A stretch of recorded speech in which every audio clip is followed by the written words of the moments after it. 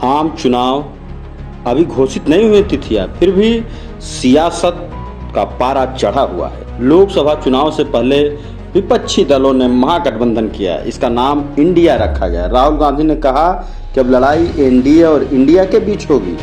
देश के 26 विपक्षी दलों ने अगले लोकसभा चुनाव के लिए अपने नए गठबंधन का नाम तय कर लिया।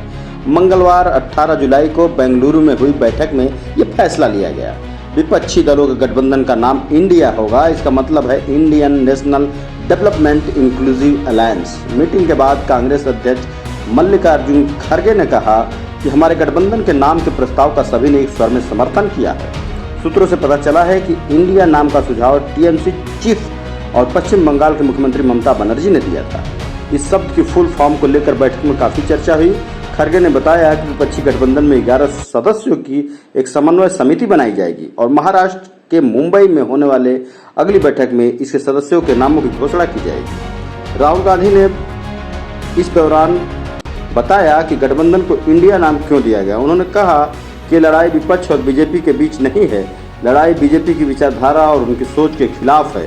वो देश पर हमला कर रहे हैं, बेरोजगारी फैल रही है, देश का सारा धन कुछ लोगों के हाथ में जा रहा है, देश की आवाज को कुचला जा रहा है। ये लड़ाई देश के लिए है, इसलिए Indian national development inclusive alliance India नाम चुना गया है।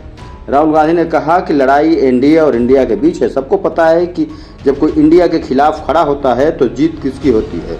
राहुल गांधी ट्वीट करके ये भी लिखा कि भारत जुड़ेगा, इंडिया जीतेगा। इस बैठक के बाद हुई संयुक्त पीसी में पश्चिम बंगाल की सीएम ममता बनर्जी ने कहा कि हमारे फेवरेट राहुल गांधी हैं, देश के लोगों की जिंदगी खतरे में है, सरकार का एक ही काम है सरकार बेचना और सरकार खरीदना। ममता बनर्जी ने कहा कि हमारे गठबंधन में 26 पार्टियां हैं, क्या एनडीए इंडिया को चुनौती दे सकती है? इंडिया को बचाना है, देश को बचाना है, भारत जीतेगा, इंडिया जीतेगा, देश जीतेगा, बीजेपी हारेगी। इस दौरान गठबंधन के नेता के सवाल पर मल्लिकार्जुन खड़गे ने कहा कि ये नाम समन्वय समिति तय करेगी। इस प्रकार से अगली बैठक की तिथि और स्थान तय हुए। विपक्ष और सत्ता पक्ष बिल्कुल सियासी मोड में है।